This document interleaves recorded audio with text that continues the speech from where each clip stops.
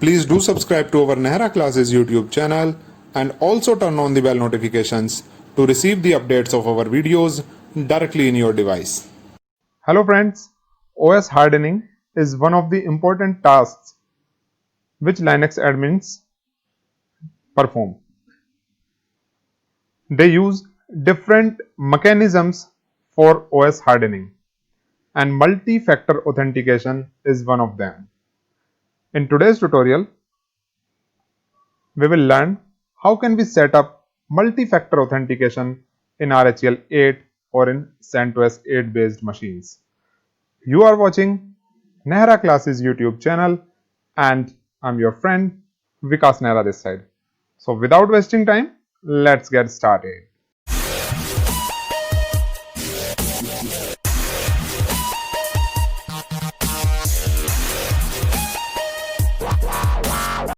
For this tutorial, I'm using this CentOS 8 machine. You can also use RHEL 8. And for multi-factor authentication, we will use Google Authenticator. First of all, you will have to log in the machine as the root user, and you will have to make sure that the EPEL repository is already configured in your machine. If you don't know how to configure it, you can watch my videos. I will provide you the link in the description as well as in the I button. I have already configured EPEL repository in my machine, and with this EPEL repository I will install few packages that are required for the multi-factor authentication, and the packages are Google Authenticator, Google-Authenticator, and PAM-Devil. These are the packages which are required. I will install it with the help of yum install command. Press enter. So it will take some time. Once the packages are installed in the machine, then we can download the application in our Android mobile from the Play Store, and the name of the application is Google Authenticator. I will show you that as well. I'm going to pause this video for a while. I'm going to show you the screen of my mobile where I have opened the Play Store in my mobile, and here I will search for Google Authenticator. Here I have already installed this application in my mobile. Here you can see that application has been installed here. Now we will configure it. Here on the server you can see that I have successfully installed these packages in my machine. Now in the next step we will execute Google-Authenticator command and press enter. Then it will prompt you, do you want authentication tokens to be time based? Here we can press Y and press enter. Then it will show you the URL. After that we will copy this URL and we will paste it in the web browser. It would be better if you use the same web browser that is on your machine. So let me go on the GUI of my machine.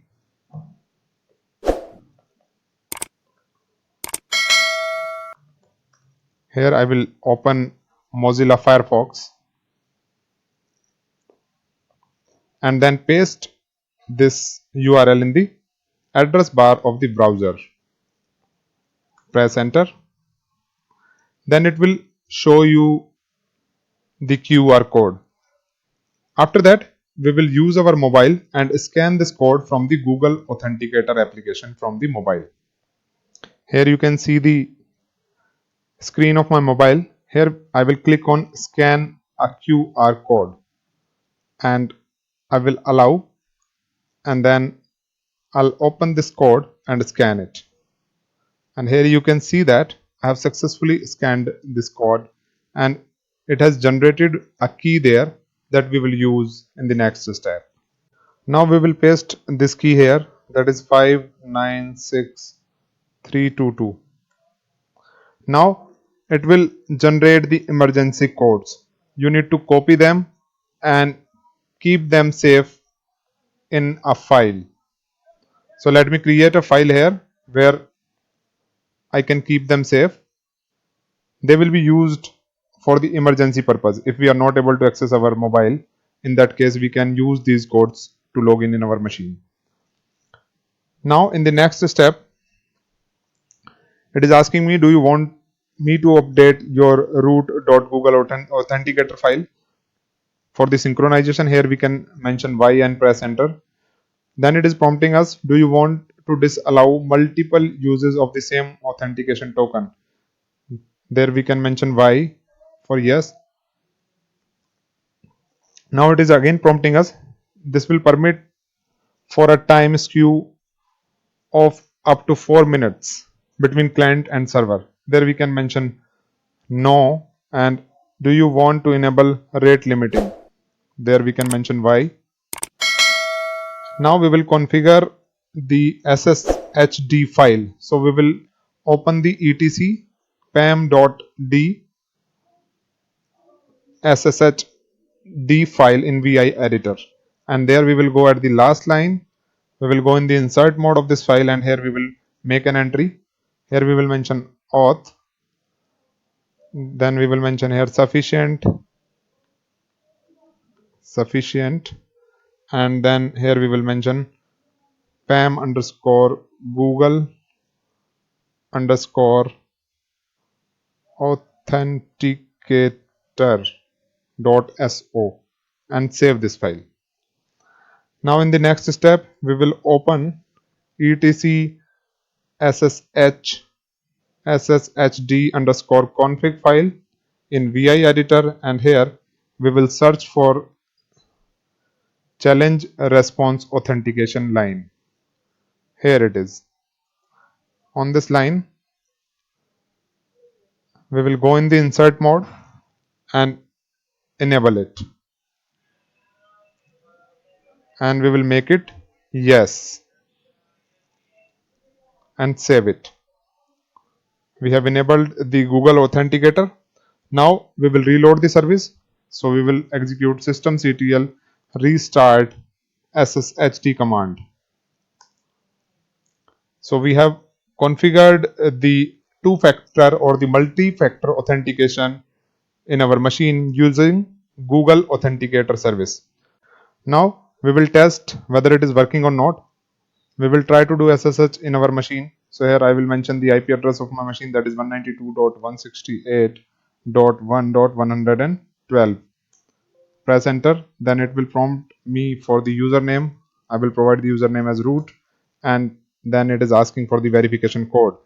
Let me check the code on my mobile app, and the code is 228426. Press enter, and here you can see that I am able to log in my machine. So it was very easy to configure the two-factor authentication using Google Authenticator, and in this way we can make our machine more secure.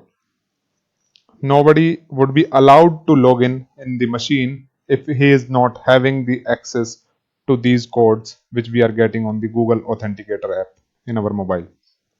So friends, that's it for today's session.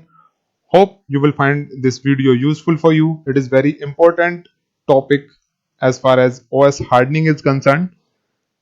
Please do share it with your friends and colleagues, and if you are new on our channel, please subscribe us and turn on the bell notification for the latest update of our videos. I'll see you in the next session. Till then, bye bye. Jai Hind. Vande Mataram. Take care.